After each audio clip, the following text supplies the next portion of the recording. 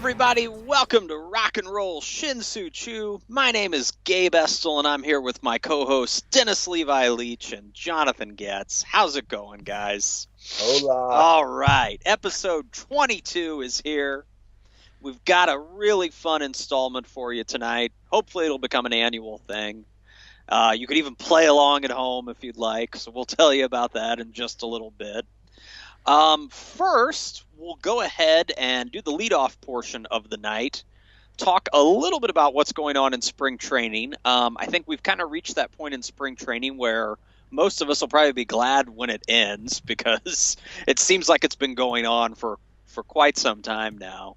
But we still have 2 weeks left, actually, of exhibition baseball. Just about 2 weeks left. Until we start getting some real games and opening day arrives and everything returns to normal. So I, for one, I admit, I spoke to Jonathan about this before Levi logged on. I follow some stats, but I am out of the habit of looking at them every day. I mean, I see if the White Sox win or lose every day, but I haven't looked at the box scores that closely lately. Levi, really, for you guys, the box score that matters is somebody who's putting up pretty unprecedented. Well, I wouldn't say unprecedented, but pretty phenomenal numbers. Yeah. Particularly for a guy that hasn't even taken a big league at bat yet. Yeah. So an official big league at bat. Yeah, Chris Bryant, man, he's tearing it up, tearing up major league spring training pitching for what that is worth. Yeah. And so. I don't know what to say other than I love it. It's like great to see all the time, and it seems like it's been contagious. A lot of Cubs are hitting home runs. Yeah.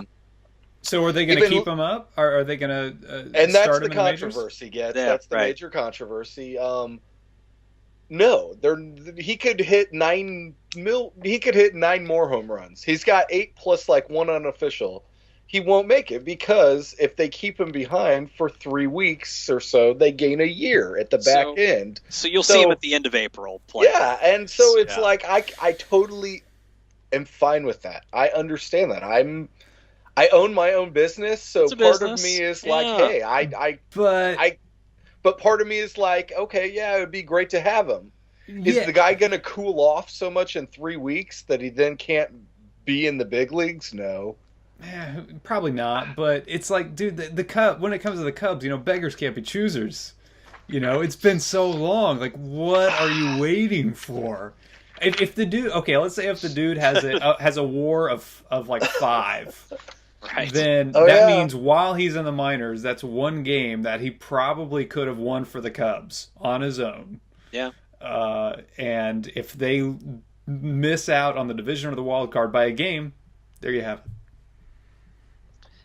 Hopefully he doesn't get hurt in Iowa. That would suck. No, literally, they're going to put him in accident. Iowa. He will be in Iowa and ride the pine for 3 weeks. Right. Yeah, seriously. Yeah, right. Just don't let him have any at bats in Iowa. Yeah. No strained obliques. Yeah. So yeah, that's the Cubs in a nutshell. Yeah, right. No, man, I'm excited for you. It's certainly at least in spring training, he's arrived, man. He's you got a good one there. Yeah. Most likely. Yeah. Yeah, right. Fingers always crossed behind my back. I am a Cubs fan. Yeah. But if he looks legit. Like I said, the homers are contagious. The other day I was watching who was it? Was it the catcher they picked up just for Leicester? Is it Ross? David Ross? Oh, yeah, David Ross, yeah. Oh, he hit a home run. And I was like, holy cow. Yeah. Well, spreading like wildfire.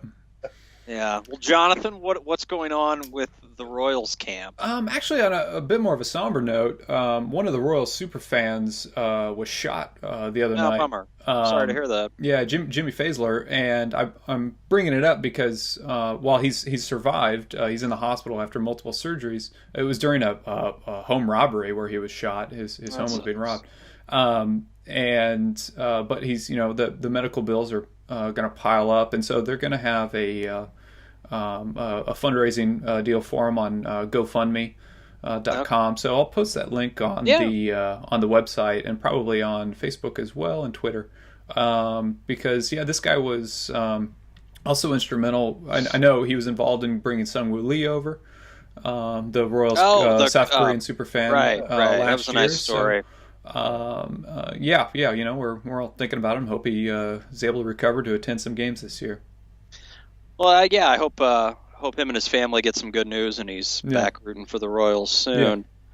With the White Sox in spring training, it's been kind of a we've had some guys hit well. Certainly, our record doesn't always. Our records.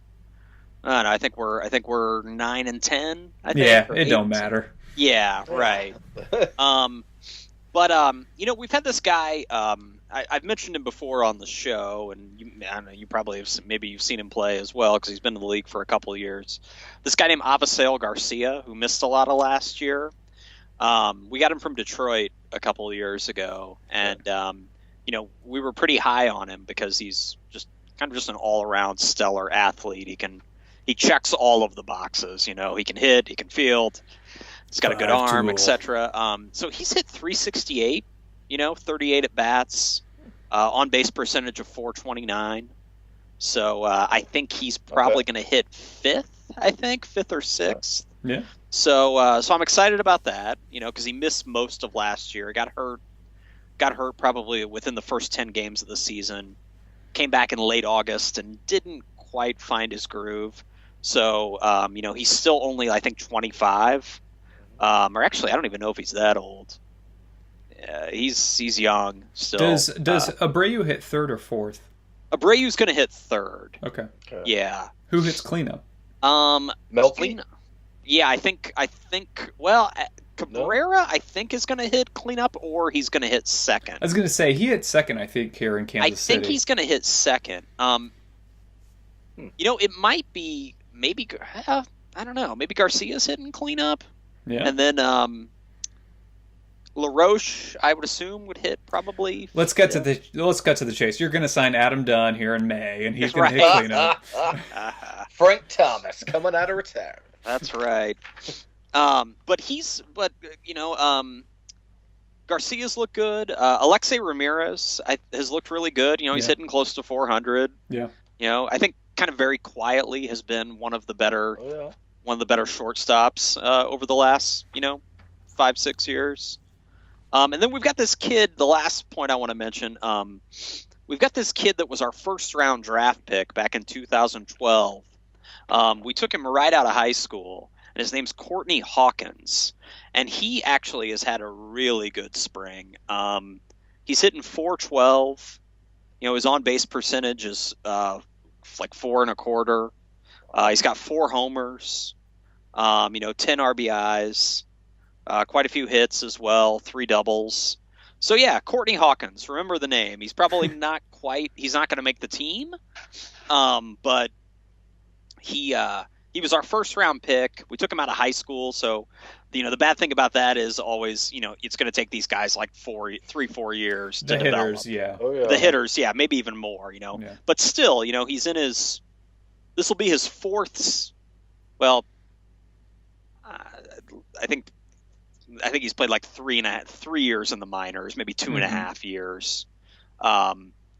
And he's still only 21, So that's the upside, I mean, even if it takes another year, he'll arrive in the big leagues hopefully at like 22 or 23. Yeah. So I like what I see out of him. He's a good athlete, good outfielder, pretty good outfielder.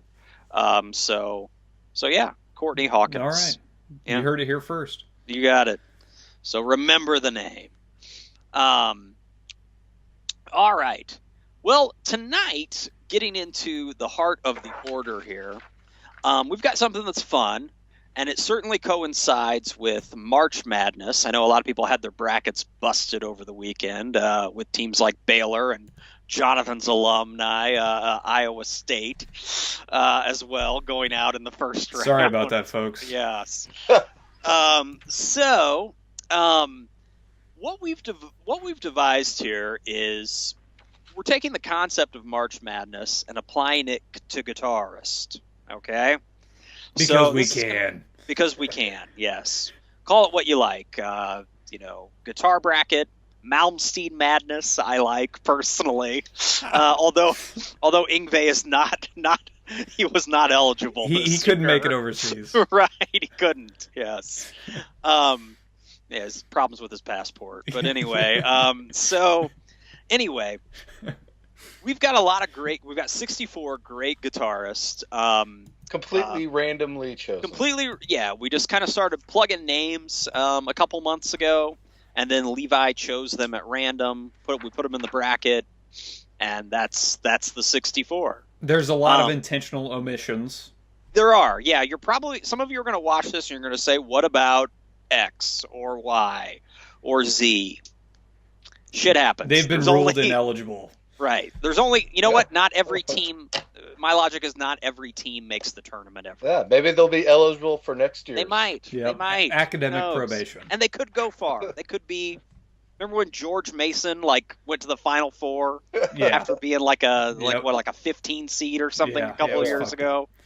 Somebody could be that. Yep. So it's going to be a lot of fun, and what we're going to do tonight is we're actually going to get through the first 2 rounds to sort of catch up with where the NCAA tournament is, because they've got 16 teams left in the NCAA tournament, and we're going to have 16 guitarists left. We're going to barrel through after this evening. So we've got the bracket here on the screen, and since there are 3 of us, we're just going to be voting. The winner moves on. The loser puts his guitar back in his case and goes home. And it should be a lot of fun. We'll talk a little bit we want to get through these relatively quickly because we know we do have a lot of them. We're going to sort of analyze the guitarist a little bit more once we get down to 16 and 8 and 4 until we get the winner. So tonight's going to be a little bit quick, but we can continue the conversation online on our Facebook page or on Twitter, or you can. Yeah, tell us many why ways you to get a think hold somebody of us. should or shouldn't have made it. Exactly. Also on rockchew.com, we'll talk about it on there as well. rockchew.com as well. You can find us there, and then you can follow us on Twitter and Instagram at rockin. That's the letter N, as in Noel Gallagher, who is one of the guitarists. Yes. Rockin Chew. Rockin Chew. At Rockin Chew. All right. Well, boys, let's get this party started. We've got 4 brackets, and they're actually, I don't know if it shows it on the display on the screen, but we have 4 sort of god guitarists that, we didn't include, just because we thought it would be too easy. And, I don't know, it would be like, Jimi Hendrix would be the equivalent of Duke or Kentucky winning, the tournament every year. At some point, you get tired of seeing Kansas in the Final Four. Exactly, yeah. So we just decided to just, those guys are not going to be included. Those 4 guitarists, just in case you're wondering: Jimi Hendrix, Stevie Ray Vaughan, Eric Clapton, and Duane Allman. We left out those 4. I know, obviously, those guys, if all names were on the table, those guys certainly would be at the top of the list, but we're not gonna include them tonight. It's the guitar god exemption. They've already got their recognition. Yep. Those guys, and there's a lot of famous people still in our brackets as well, but there's also some dark horses too that deserve mention. So, all right, let's go ahead and get started with this, boys. All right. So it's best 2 out of 3, or 3 to nothing advances the guitarist. Yeah, 2 out of 3. Opinions. They go. Yeah. Yes. All right. Let's roll. Audley Freed and Nels Cline is our first matchup. And by the way, everybody, we didn't do seeds. Okay, we just chose them, and then we just filled in the bracket. So there's not like a 16 versus a 1 or anything. Next year when we have an intern, we'll have seeds. That's right. That's right. Definitely intern work. We'll have the intern do that. All right. So Audley Freed versus Nels Cline. Jonathan, go. Nels Cline, I think, is one of the most important guitarists of the last 20 years. His work with Wilco, and I saw him playing with Mike Watt in 98 at the Metro in Chicago. Used a fucking toy gun to play that guitar. But his work with Wilco has transformed that band into something that has made him one of the most important bands of the last 20 years. So I got to go with Nels Cline. All right, Levi. Got to go Freed, all Afro. Boom. All Afro. Nice. This was a tough one for me. One guy I think does more innovative things. Another guy, like Levi, he's sentimental to me. But I'm going to go with Nels Cline because I just, like Jonathan already said it, he articulated it well. He turned Wilco into a totally new band. And a better band, in my opinion. So. Agreed. Yep. All right. So, Audley, see you later. All right. Moving on down the line. This is a good one. We've got David Gilmour versus Slash. This was a tough one. It is. Levi, go ahead and go first, man. Yeah. I went with my gut, and that was Slash. Whoa. Had to go Slash. It was tough. Because Metal is one of my favorite albums of all time, but I just had to go Guns N' Roses. Yeah, right. I understand the conflict there. I asked for a couple opinions, my wife's and a buddy I play catch with on the weekends, and they both actually said Slash. But I think I gotta go with Gilmour because the tones involved are just too spiritual in a way. The guitar, the songwriting is phenomenal. Slash obviously is a huge part of the history of rock and roll. But on this given day, David Gilmour triumphs. Yeah, we like everybody that we put in here. Oh yeah, that's the beauty of doing this totally random. Yeah, it's kind of like it's kind of like an actor or an actress saying it was an honor to be nominated when they didn't. Oh yeah, yeah. Anyway, this is tough too. I'm gonna go with Gilmour. I mean, I just look at his work on. I mean, like the albums that he's played on, they're not only like some of my favorite Pink Floyd albums, they're some of my favorite albums. You know what I mean? Animals is one of my favorite albums. Metal's one of my favorite albums. So it goes. I go Gilmour, man. Okay. And also I'll say this. And last thing, he sounds really good today still. If you guys haven't heard him, like he's aged well. Ability. Yeah, he's still a very fluid player. His voice still sounds pretty good, too. Anyway. Yeah. All right. Okay. Next up, Brian May, Kirk Hammett. Ooh, good one. Good one here. It took me a second. Yeah. I like Brian May more than I like Queen. You know what I mean? Like, I think Brian May's a really good guitarist. Mm-hmm. Oh, yeah. And I respect Queen. And I certainly like their, they put out a string of really good albums. I don't necessarily know if, obviously circumstances has a lot to do with that. I don't necessarily know if they maintained it. But yeah, I'll go first, I guess, this time.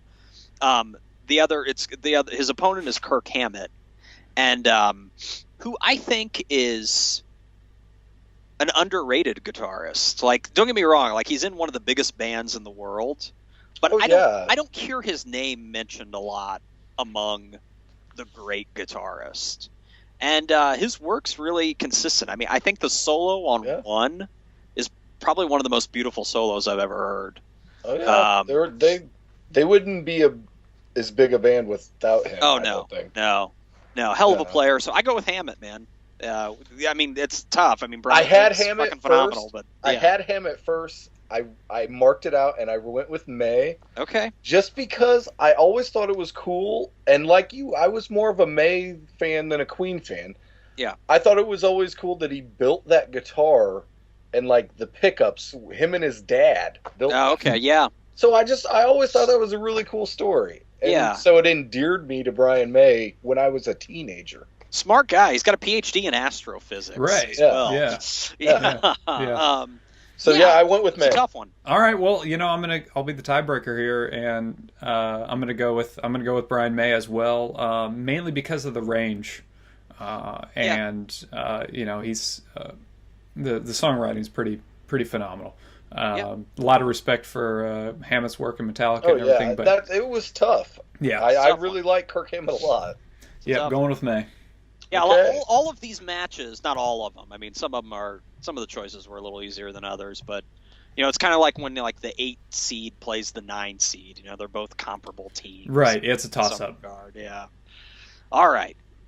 Moving on. Okay, we've got Peter Frampton of Humble Pie and also solo fame versus John McLaughlin. John McLaughlin played with Miles Davis.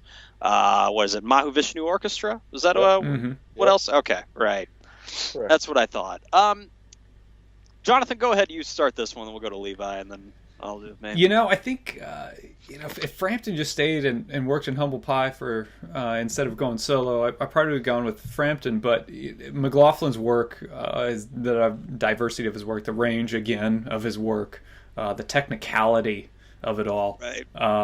He didn't need a Heil vocal box to gain superstardom. He never needed an album where he was like open shirted laying on his shoulder. As a guitarist who used to work in a guitar store, I'm going to go ahead and vote for the guitarist and say John McLaughlin.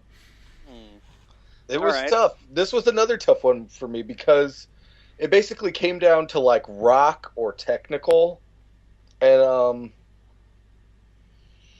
I went Frampton, and I don't know why. Other than the fact that the early Humble Pie stuff really still sticks with me. Oh, yeah. I still listen to Do You Feel Like I Do every once in a while on vinyl just because that live off Frampton Comes Alive is just an amazing version of that song.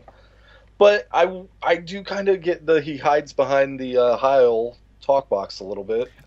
Admittedly, when it comes to his most famous he's stuff. Definitely not as diverse. I had to go for him. He's living in like a suburb in Ohio. You got to pull for Frampton. His stuff in Camel is pretty good as well too. Yeah, I have that Frampton's Camel record. Yeah. This is a tough one for me. I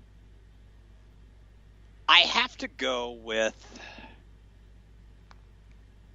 sort of not necessarily a better guitarist, but a more cohesive guitarist. I'll take Frampton. Wow. I mean, I will. I mean, I know it's bound to upset some people. And I bet later I'll pick a technical guy over a rock guy. That's what's good about this. Some of these arguments are going to boil down to just like a gut. It's just gut. It's rapid. It's totally superficial at times. Yeah, it's all subjective. Yeah. This next one's not difficult for me, but I'll be curious to hear how you guys vote. I'll go ahead then. I'll start. Okay. Yeah. We've got Dave Navarro versus Noel Gallagher. I'm an Oasis apologist, so I've stated that for a number of years, and I think Noel's, quite frankly, a really good, if not great, guitarist. I mean, talk about a guy that gets some fucking killer tone out of that Epiphone, or maybe he plays a Gibson too. I don't know. I've seen him with the Epiphone. Yeah. Or his Epiphone 335. Right. Dave Navarro, the Jane's work is good, but I thought he was one of the weaker guitarists to ever be in the Chili Peppers, quite frankly. And I'm not. I like that record. Yeah, it's all right. Oh, One Hot Minute. One Hot Minute. Yeah, I agree. I like that record. Noel for me. Pretty easy. This one wasn't. This one wasn't super easy for me because I like both the guitarists. I had Navarro. I then scratched it out and went Gallagher. All right. That makes it easy. But I'm curious to see. And the only reason is because I just think maybe Gallagher has maybe a little more wider range of work than say Navarro. I don't know. Just my gut was like Navarro. Then it was like but I don't know. Gallagher. All right. Navarro. I respect his work with Carmen Electra. That was it was well delicious. But yeah, I agree. I'm going with Gallagher. I think the body of work is a lot more substantial. Yeah, I will Gallagher say doesn't have to take his shirt off all the time either. He has a great sound and tone on "Summertime Rolls." I still jam that song all the time. Yeah. All right. Our first sweep. That's the first sweep. Yeah, it was. There you go. Up next, Jerry Garcia and Dickey Betts. Gosh, this. Go ahead, Levi. You start us off with this. I had to go Jerry Garcia. I'm a Grateful Dead guy, and it was instant. But I think it may have been against anybody Jerry Garcia was against in the first round, probably. I like Dickey Betts. I don't think he'd have been as good a guitar player without having Duane Allman there as kind of like a teacher. But right. Yeah, and I'll carry that on, thinking that I'm a huge Allman Brothers band fan, probably top 6 bands of all time for me. And but Dickey Betts, that band was best with either Duane Allman or Warren Haynes, and it got kind of low without them there. That being said, Dickey Betts wrote some killer songs for the Allmans, but I got to go with Garcia. Yeah, same here. Actually these people come from 2 of my favorite bands, and Jerry just. His playing it's really special to me, I mean, so I respect Dickey, and I certainly realize his contributions, but it doesn't compare to Jerry. This next one was a tough one. Yeah, I could see how some people will choose one. Obviously, this one for me is a pretty sentimental choice. Ace Frehley versus Ritchie Blackmore. Ace Frehley, Ritchie Blackmore. We know where Gabe's going. I had to go Blackmore. And I don't blame someone for going. And Blackmore. It was tough. I mean, I love Frehley's riff ability, man. He's a great riff guitar player and a great soloist. Yeah. I just had to go Blackmore though. I like the Blackmore tone. I like Rainbow a lot, so Blackmore it is. All right. Yeah. Ritchie's one of the most important heavy guitarists ever. Yeah. Go ahead, Getz. I'm sorry. Actually, Gabe, why don't you go? Ace to me has always been. Ace is a hero. He's one of my heroes. Not only, I could see how some people think his solos are kind of redundant, and they are. But just the aura, the stage presence. Just the fact that he's a badass, man. And Blackmore, don't get me wrong. I mean, Blackmore's certainly one of the most important rock guitarists ever. I mean, just for sort of the sound that he helped cultivate and how many people followed in his footsteps. But and I like Rainbow too, but just Ace for me is Ace is the total package, man. All right. Well, unfortunately, I'm going to have a less scientific approach to this, and I think with all apologies to Mike McCready of Pearl Jam, I'm much more likely to listen to records with Ritchie Blackmore than Ace Frehley, so I got to go Blackmore. All right. Ace goes out in the first round. It's like a number 1 losing to a 16. All right. Now here's the matchup. Here's the matchup. Christ. Yeah, this is tough. This is Mark Ford versus Rich Robinson. This might not mean a lot to some people, some listeners, but to some listeners are like, who and who? Yeah, right. The whole time they've been like, who and who. Yeah, right. To the 3 of us, though, this is like pitting, I don't know, This is Cain and Abel, right? Yeah, right. A lead guitarist and a rhythm guitarist from the same band. Not that Rich can't play lead as well, because he certainly can. Gosh, he did a lot on the tours that I saw with Luther. Yeah. I think part of the time he was like, I don't really want Luther to solo.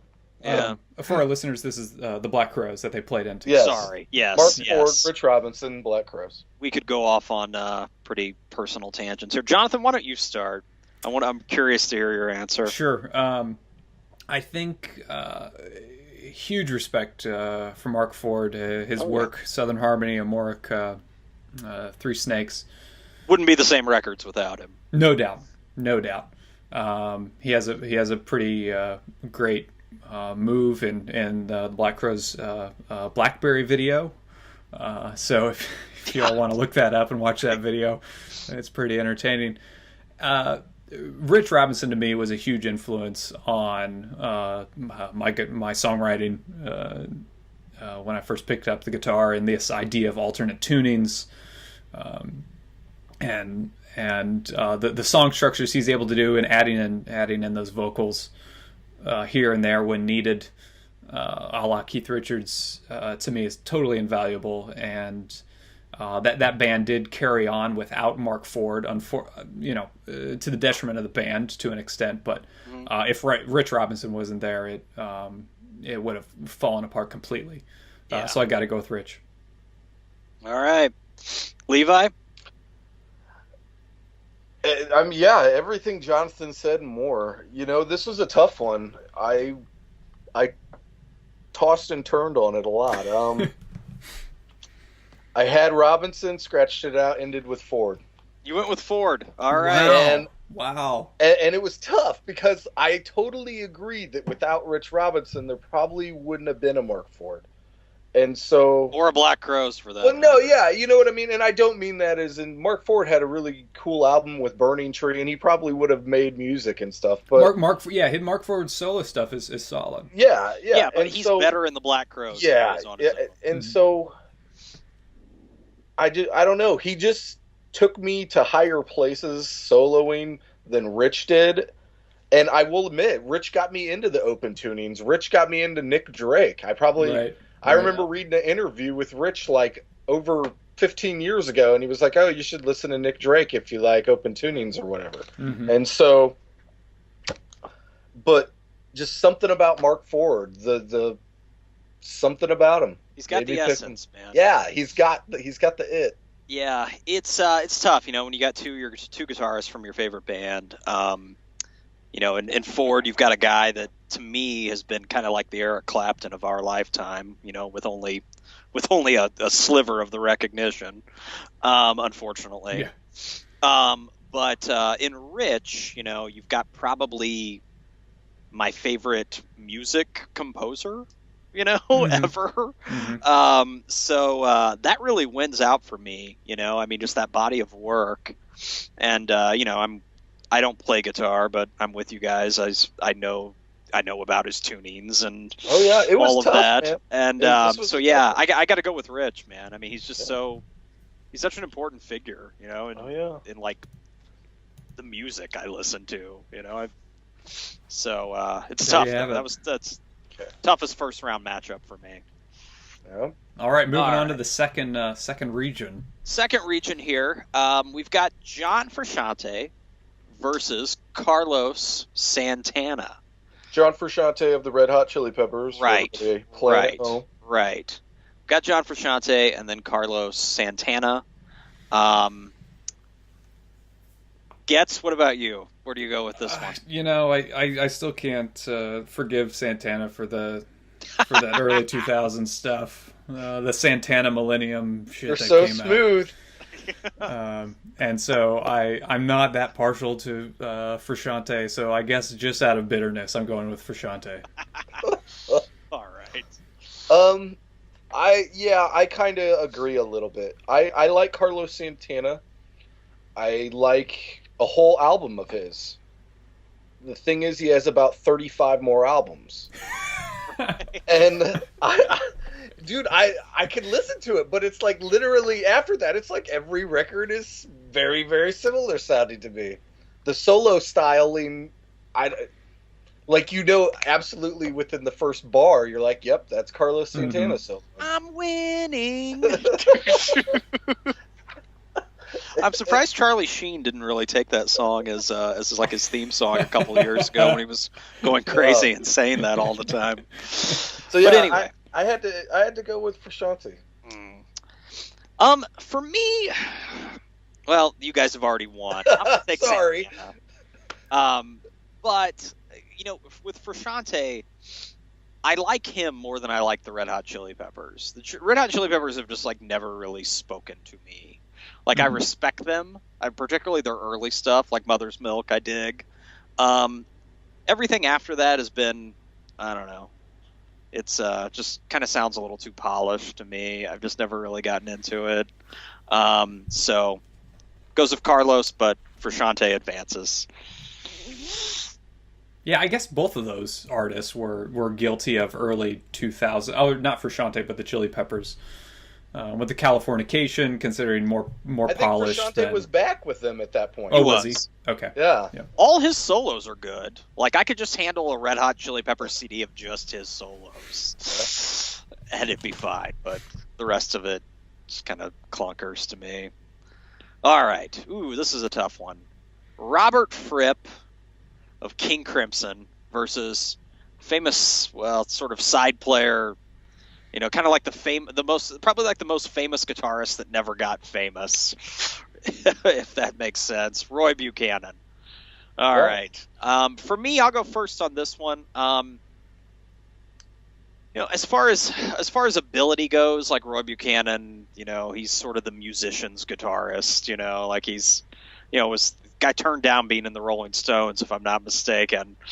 But you know, Fripp has been a mainstay in a rotating cast of King Crimson characters.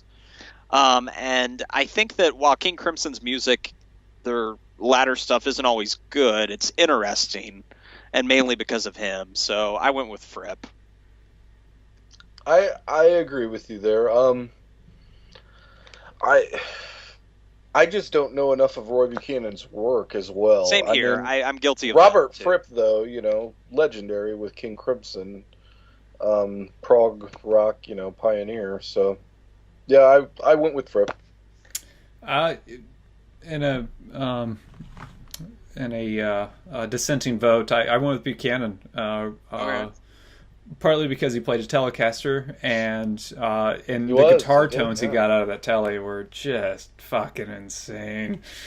And you know, his attitude toward just tearing apart songs is pretty inspiring. So yeah, I'm going with Buchanan in a losing effort. All right. Does it just mean like Buchanan and Dave Mason could have been like cousins, or yeah? I don't. Like, back in the day, there's a couple records where it's like, I always see one, and I think it's the other's record. I'll be flipping at the record shop. They do look similar. All right, next one, we've got Mark Knopfler, Dire Straits, versus George Harrison. This one's tough. Of some band, I'm not sure. Yeah. That doesn't ring a bell. The third most popular member of some band. Yes. Jonathan, go ahead. Oh, man. You know, I'm a huge Dire Straits fan. I was fortunate enough to see Knopfler a few years ago on one of his, I think it was All the Road Running album tour. A huge fan of Mark Knopfler and his tone, just pristine. Oh yeah. And in any... No, I'm doing it. I'm taking Knopfler. Boom! I'm right with you. I wanted to take George. I had Harrison, and then I was like, no. I was like, erase that, and I went Knopfler. All Things Must Pass is an absolutely legendary album. Yeah. His work in the Beatles, he's my favorite Beatle. Yeah, same here. I'm taking Knopfler. Yeah, I can't do it. No, I'll take Harrison. While I also enjoy Dire Straits' body of work, maybe not as much as you do. Mark Knopfler never put out an All Things Must Pass, so he did. So I'll take Harrison in a losing effort.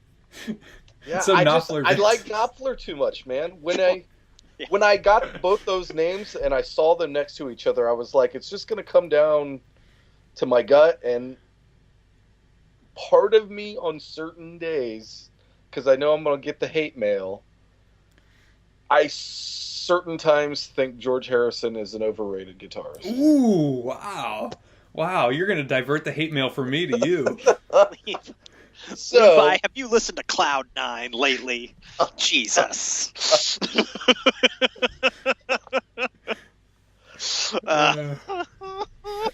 All right. So I'll just post a Lady Rider video in response. Right. Wow, so Knopfler in the advances. upset. I guess that's Knopfler is the Iowa State, right? Let me tell you, them guys ain't dumb.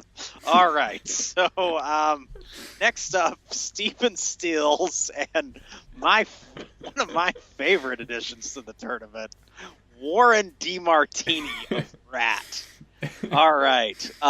He snuck in the back door somehow into this tournament. Maybe Levi, did he come out of the cellar and get into our... The last week alone, he won 3 games to get into this tournament. Yes, he was a conference tournament surge to get into. He knocked off George Lynch and CeCe DeVille to get in. That said, I'll go first. Fuck it, dude. I'm taking Warren DeMartini. Stephen Stills is not that important to me as a guitarist. He's not. No. I'll take fuck it, Rat, dude. We go. All right, I'm going next. I'm taking Stephen Stills. Yeah, Levi. I gotta go Stills, man. Buffalo Springfield. I have to. Yeah, I mean, I get it. There's always another guy in Buffalo Springfield that I liked a little more. So hey, we'll get to him later. All right. He's got a spot. All right. I voted for DeMartini. I can understand why someone would vote for Stephen Stills. All right, Warren, I tried. Okay. All right, next up, this is a good one. Alan Collins of Lynyrd Skynyrd, one of the members of the 3-guitar attack from Lynyrd Skynyrd. And then Joe Perry of Aerosmith, legendary guitarist, still going strong after all these years. Levi, who do you got in this one? Brad Whitford. I gotta choose between these two guys, though. So, what we're gonna do, I guess. I had Alan Collins. I scratched it out. I went Joe Perry. All right. I just like a lot of Aerosmith riffs, and I know part of those are Brad Whitford, but I don't know. I had to go. I don't know. The Freebird solo is awesome, but it also is now played out in my head. So I had to go Joe Perry. All right. I'll go next. I think Aerosmith has contributed less for more than they've contributed more to rock and roll. And so I'm going Alan Collins. Me too, man. He's my favorite member of the 3-guitar attack. I mean, I love watching him on stage. Like just tall, lanky fucker. Yeah, he's always leaping in the air too. He was a wild man. The guy could leap. Yeah, he could. So yeah, he was always my favorite guitarist in Skynyrd. And he never was in new Skynyrd, so he never got to be in like shitty Skynyrd of today. so yeah. Whereas Joe Perry's been on some shitty records. So anyway, Collins moves on. All right. Okay, next one. Ooh, another Skynyrd matchup here. Well, one half of Skynyrd. Steve Gaines came into Skynyrd just actually for one studio record and one live record prior to the crash. Mm-hmm. And then we've got Tommy Bolin, as if you listen to this podcast, a favorite. I'll go first on this one. It's, as much as Steve Gaines, it was just, we didn't get enough of Steve Gaines, unfortunately, he wasn't long for this world, in music, unfortunately, yeah. So I got to go with Bolin, and Bolin, another guy that wasn't long for this world either. These are two guys here that both died way too young. Yeah. But Bolin, is just a guy that over the last few years, thanks to Jonathan, really, that I've just gotten into a lot, and I've just really just gobbled up just everything the guy's ever recorded. So yeah, he's Tommy Bolin is. I had to go Bolin as well, and I do like the way the Skynyrd sound was going with Steve Gaines a lot. Yeah. The Street Survivors album is by far my favorite Skynyrd record. Yeah. And it would have been really neat to see where they would have went, but I had to go Bolin. Right. Yep, I agree. Bolin, undoubtedly. All right. Alan, we'll take a look when we get to it. Next, this one. This is one of my easiest decisions. The Edge versus Mick Taylor. Taylor is the Mark IV of the Rolling Stones. You know, it's a guy that the between those two, I think, are pretty prevalent. And then Mick Taylor played on, those three consecutive Stones records that just stand up against any albums ever made. Mick Taylor, The Edge. I don't even want to mention The Edge. I don't Who's that guy? Right. I think all the listeners know my thoughts on you too. It's not that I don't think The Edge is a good guitarist, but while I almost want to vote The Edge just to see your reaction, I went with Taylor, and it was a pretty easy pick for me as well. I'm gonna defend The Edge here and say that he's in a way a more important guitarist in the annals of rock history. Mick Taylor kicked so much ass he didn't need to do anything after. I'm not saying he didn't kick ass. I'm just saying that The Edge was more important. I will. Yeah, The Edge created a lot of guitar tones that people are still trying to manipulate and create today. So, yeah. I'll give him this. He's the only redeeming quality in a terrible band. All right. All right. Mick Taylor moves on. Good deal. All right. Next one, Mike Campbell and the masked guitarist known as Buckethead. This is probably the only time these two have been compared. Yeah, probably. I don't know if these two are going to collaborate anytime soon. Levi, what about you? While I have seen both of them perform live, me too. I went with Campbell because I had to. Buckethead I like. Buckethead though is kind of too much of a gimmick to me though.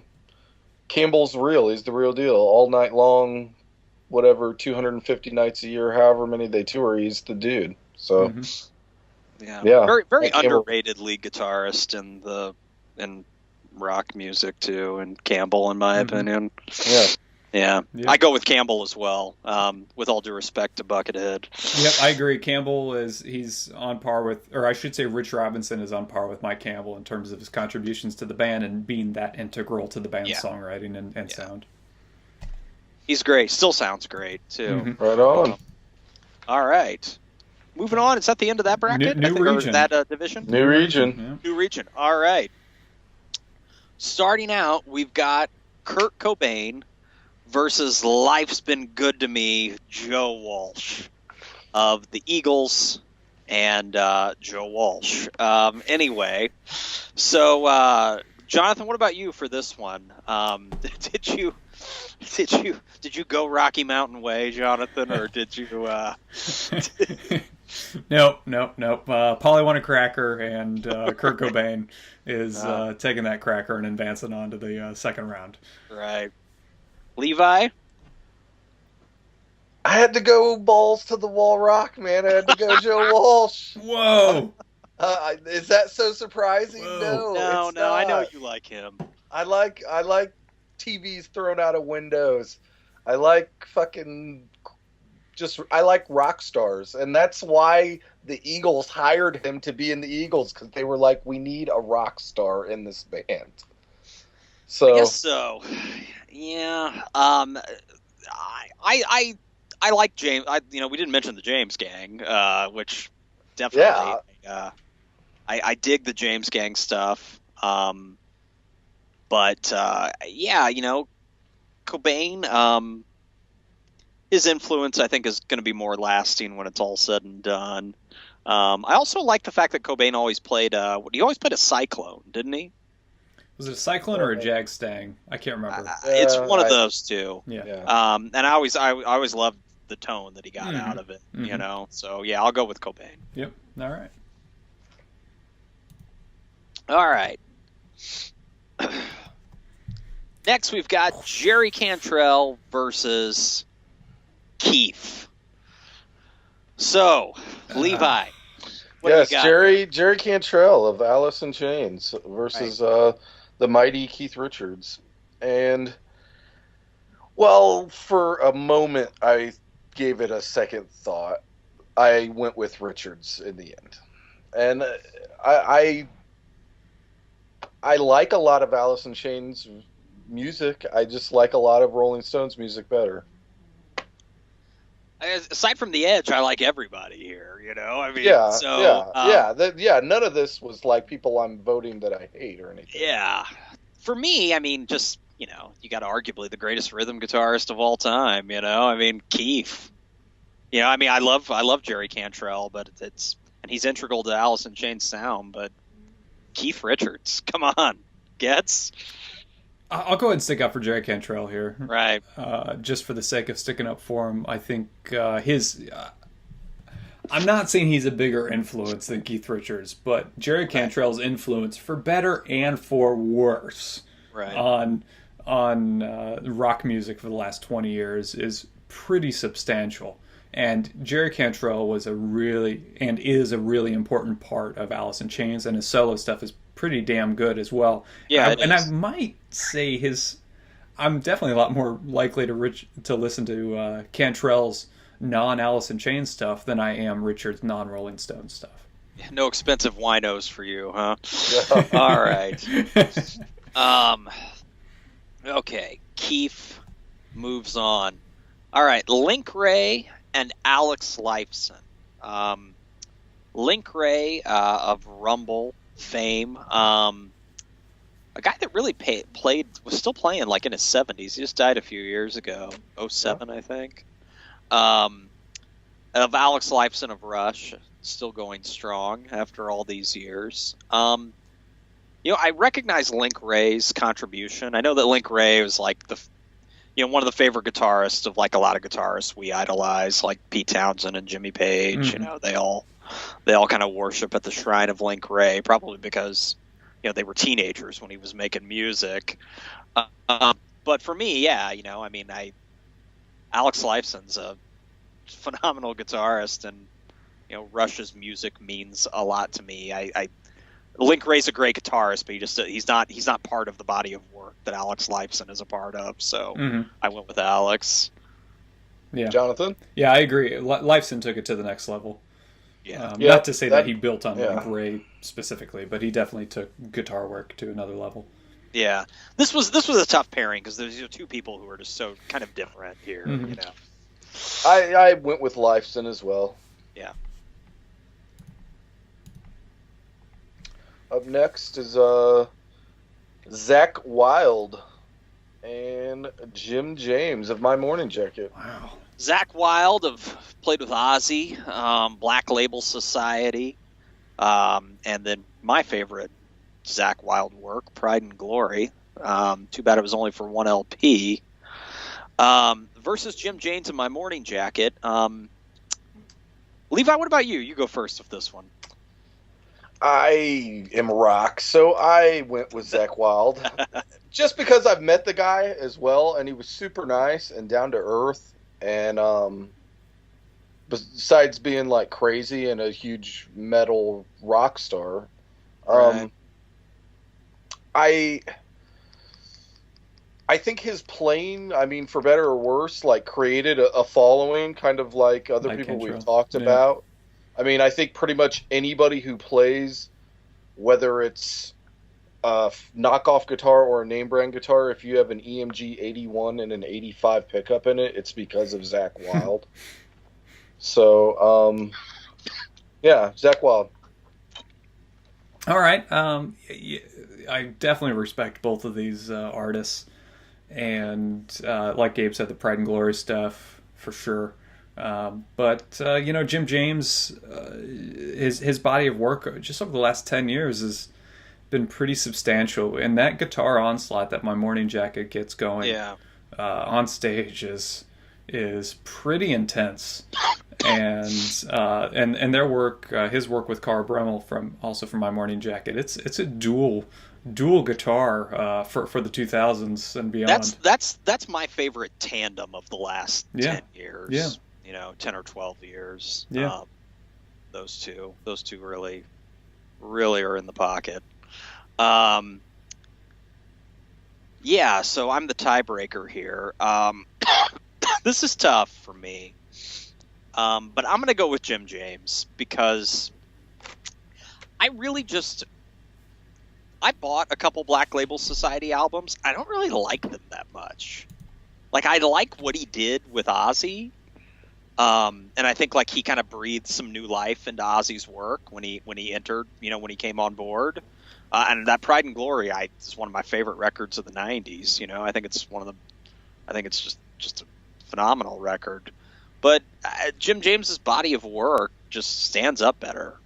How do you feel about Black Label Society, Levi? I don't really think they're that great. No, and I agree. I wish at times, that he would maybe have done more with Pride and Glory or the Book of Shadows record, man. I wish he could have. Acoustic one's good too. If I sometimes think if that record, if he'd have gotten a little more successful off that, maybe it would have steered his path a certain way. Yeah. But yeah, c'est la vie. All right. Next we've got Joe Satriani, a guitarist that kind of, I don't know, embodies some of the excess of the instrument, versus Vernon Reid of Living Colour. Jonathan, what about you? Who you go on here? I want to tease our real guitar nutheads and take a step toward the potential matchup of Satriani and Vai. And where the Twitter sphere will explode. I'm going to take Satriani. People, they're gonna band up with all the Tony McAlpine fans. Al Di Meola. Yeah, Satriani. Okay. Shredding all night long. Okay. You say. You want to go next? Who you want me to go? You go for it. This was a tough one. I went with Reid. Yeah. I had to. I think just because I think they were influential to so many different people in the 80s, and if you look, they're still touring. Like on any given night, you can still go see Living Colour. They're playing. Yeah. Good too. It's all the. Yeah. Satriani's just never that. Just his style never spoken to me. I excessive. I've just. So yeah, Vernon Reid for me. His work on Vivid and then Stained as well. And then, every time I've seen him jamming with people, he looks like he always really knows what he's doing. So I'll go with him. All right. Toy Caldwell of the Marshall Tucker Band versus Steve Vai. I'll start. I'm going to take the chicken picking, Toy Caldwell. Good choice. Yeah. I have a feeling this might be a three-way vote here. I'm going with Toy Caldwell as well. Underrated guitarist, man. Mm-hmm. I don't know. Both the Caldwell brothers have passed away. Yeah, Toy and Tommy. Right. Okay. Steve Vai, another guitarist. Aside from his work on David Lee Roth's Eat 'Em and Smile, never really spoke to me. I don't know. He just in the same camp as Satriani. Like, those guys almost know the instrument too well, Like 17 guitar necks. Right. Just like, you don't have to cram that many notes into one bar. You don't have to play guitar like that. Don't get me wrong, you guys are really good, but listen to what some other people are doing. All right. Next up, we've got Ronnie Montrose versus Randy Rhoads. Ronnie Montrose of Montrose, and then he put out like this fusion-y kind of project called Gamma as well. Yep. Gamma 1, 2, and 3. Right, which are cool records. Ronnie, he also played with Van Morrison.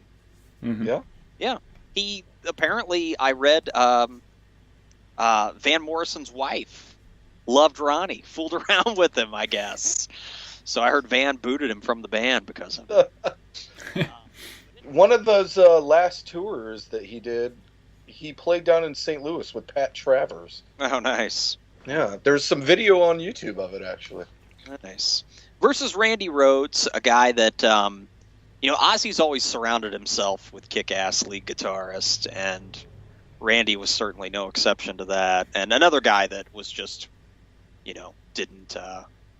was gone way too soon. So I'm gonna take the little guy, man. I'm taking Randy. For me, it's as much as I respect Ronnie Montrose. In my book, what's weird is I think Ronnie's the little guy. I went with the little guy. These guys are both short. These guys are These guys are both. I just short. Meant I think Randy Rhoads is still like heralded as like an '80s guitar savior. They just released, I think, a week ago, a Randy Rhoads tribute record full of people doing obviously Ozzy and Randy songs. Which I heard a couple of the songs. They weren't bad. I had to go Montrose, though. Bad Motor Scooter, Rock Candy. That first Montrose record is awesome. Getz, I'll be curious to hear your take on this. Which direction are you? I got to go Rhoads.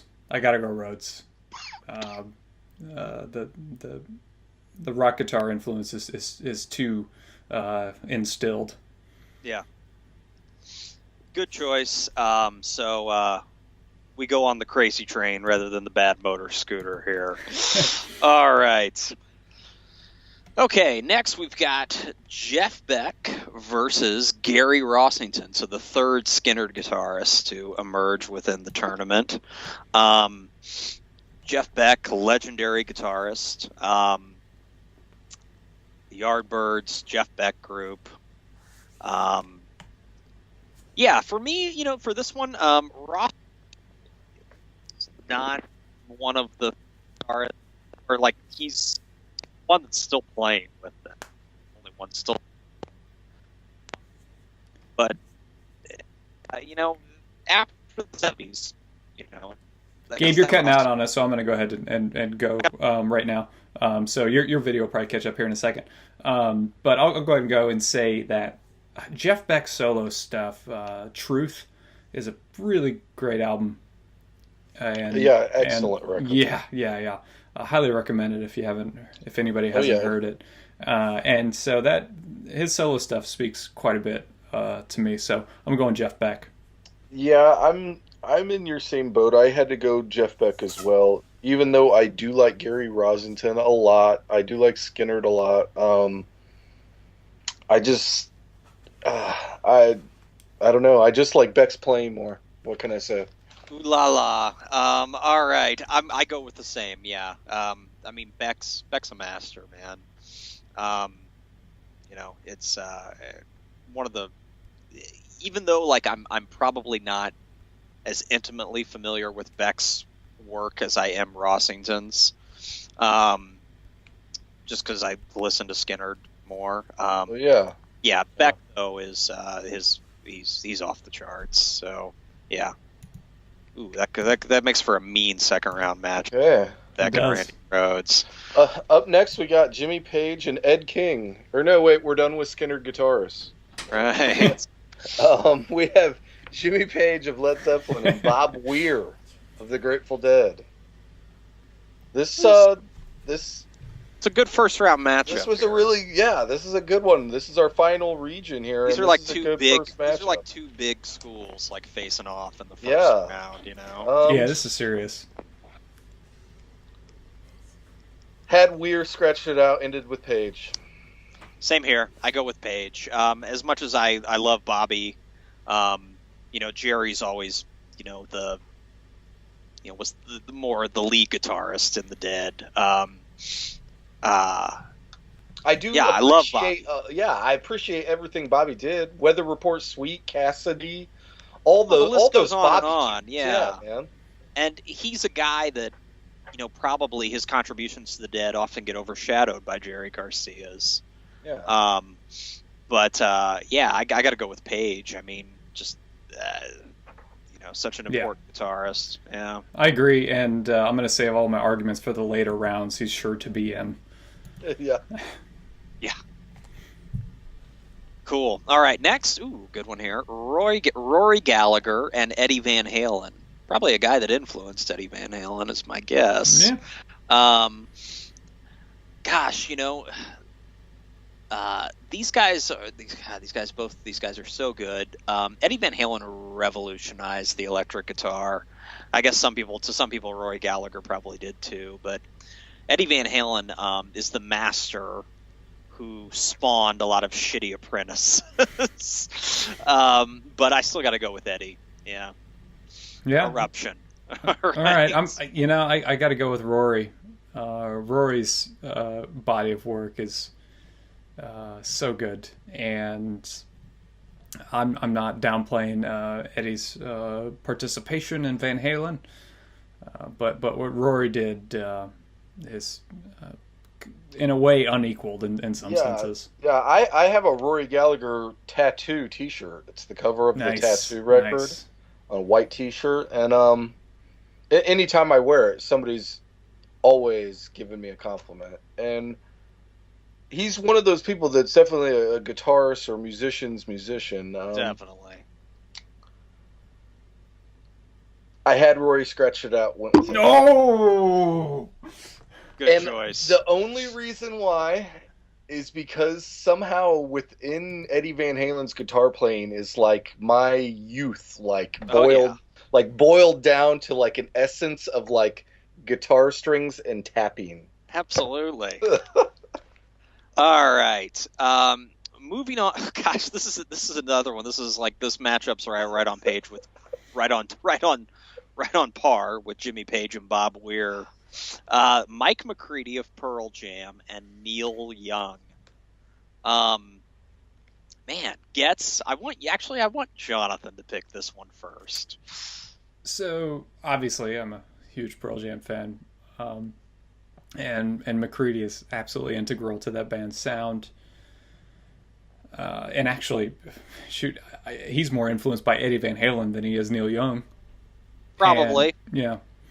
But Neil's body of work, his range, whether his riffs or solos, I think is greater than McCready. And I think McCready might be the first to admit that. Yeah. So I got to go Neil. Okay. This was a tough one because I like both guitarists a lot, and sometimes you think there might not have been one without the other, but yeah, I go with the body of work, and Neil Young somehow can just play sometimes some of the most haunting sounding chords on a guitar. It's like, I don't know. It's like they're almost like Neil Young chords, because if you're like, oh, that's just some weird like sustained or something weird chord, and you try and play it, but it's like, man, how does he make it sound so creepy? Right. Right. This is a tough one. This is like a matchup right on par with Ford and Robinson here. Gosh, he's already lost, so I'll go with McCready. Michael Davis, that one's for you. I think you can make arguments that McCready's maybe the most underrated lead guitarist ever. Yeah, I think that's fair. Yeah, I mean, a lot of people that are guitar geeks don't mention him, and they should. Oh, yeah. Yeah, I mean, he's just wouldn't be Pearl Jam without him to me. So I in a little of a comparison, almost in my mind, I think he gets kind of like Ace. People don't consider Ace Frehley one of the better soloists of all time, and it's like, Well, and I think that's an apt comparison because one of his biggest influences probably Ace. Yeah, Eddie and Ace are bigger influences than Neil Young on McCready. Yeah, all right. Moving on, we've got Dimebag and Dave Mason. Interesting matchup here. Gosh, you've got Dimebag, obviously, just a tragic ending to that life. I only bring that up because, we probably didn't get to see as much of him as we should have. But to me, it's like outside of Pantera, I don't know what necessarily his contributions are outside of Pantera, and Dave Mason as well. Like post Traffic, didn't really. I don't know. I mean, Alone Again's a great record. So I'll go with Mason, just because I don't see like a solo.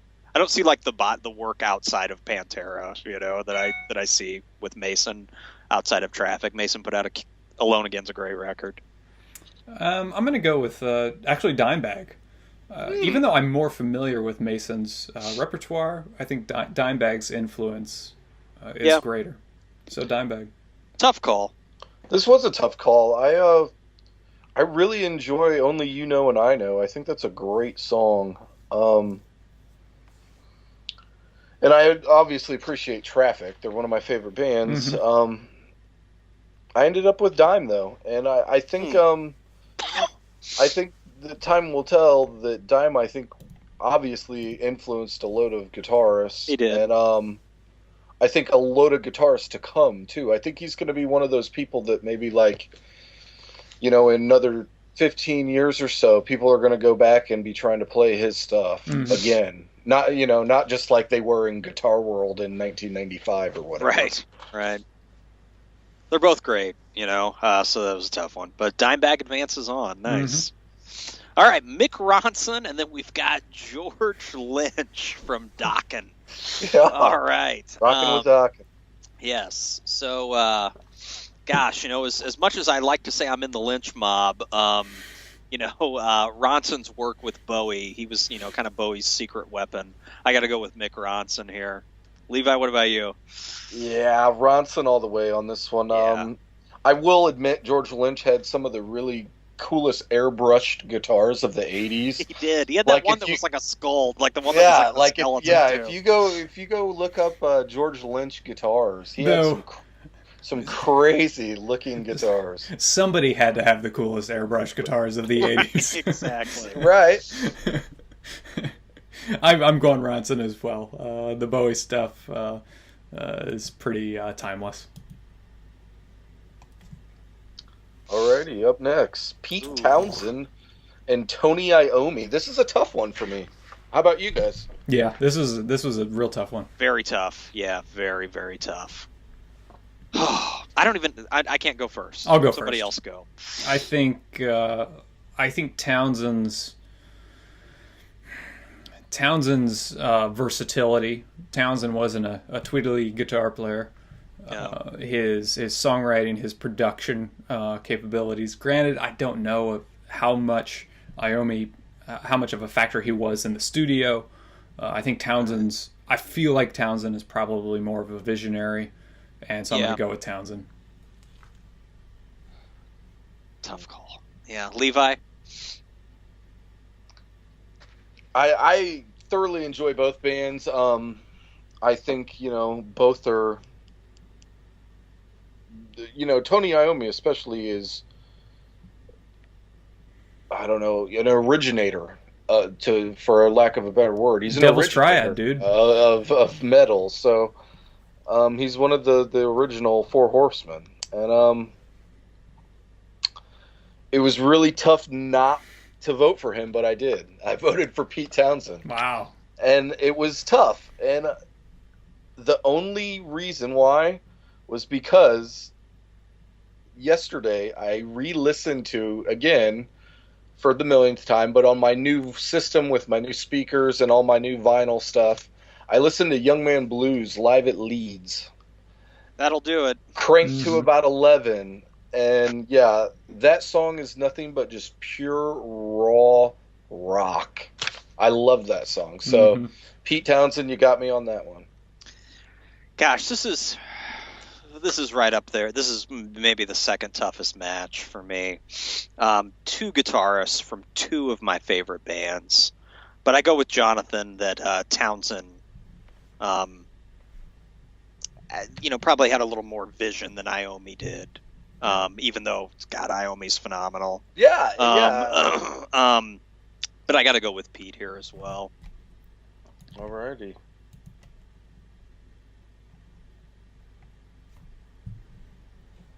If it was just heavy guitarists like Iommi, I'd probably put in as like winning the whole thing, but not tonight.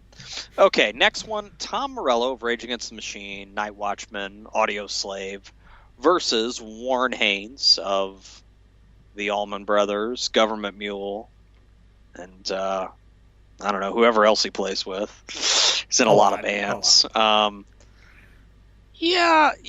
Gosh. Levi, what about you for this one? I was torn on this one. This was one of the harder ones for me, even more so than the last one, or maybe even the Jimmy Page and Bob Weir, because I really like both of these guitarists a lot. Part of my youth would not have been as upset and angry if Tom Morello hadn't been there to help me. Yeah. And so I definitely have a spot in my heart for him. But I went with Warren. I've seen him play a lot. I know sometimes he can kind of be a one-trick pony, but he's one of the nicest one-trick ponies you'll ever meet. Oh, yeah. And I've had the pleasure to meet him a couple times. And, Warren got my vote. Yeah, I'll agree with that. I'm a pretty big fan of Tom Morello's work in Rage Against the Machine, obviously, and he showed him some range with the Night Watchman stuff. But Warren Haynes has been a really important, influential guitarist since the mid-'80s. Yeah. And that's a long time. And the dude is a road warrior. Yeah. Probably, I once saw Warren Haynes play for 9 hours in one day at Summerfest in Milwaukee with 3 different bands. I saw him play for 9 hours. It's nothing to him. I mean, he knows how. It's second nature. So yeah. Warren Haynes. He's a workhorse, definitely. Morello, I mean, just unique. Puts out a really great sound, and seems like a lot of pedals and shit. He's got all the tricks. But I don't know. Outside of Rage, nothing really speaks to me. I think both those Audio Slave records are actually, I would say, not that great personally. Yeah, I don't dig them really. So I go with Warren. This wasn't too hard for me. I respect Morello, but Warren is how I roll. All right. Okay, our last one here. Oh yeah, last first round matchup. We've got Trey Anastasio from Fish versus Kim Thile from Soundgarden. All right, so Jonathan? Why don't you start us off with this one? Sure. I'm a pretty big Soundgarden fan, and I've dabbled in a bit of Fish. Been to a few shows, but I think Kim Thile's versatility and songwriting is off the charts. And that's not to say Anastasio hasn't been really influential and solid guitarist for the last 20, 25 years. Oh, yeah. But I got to go Thile.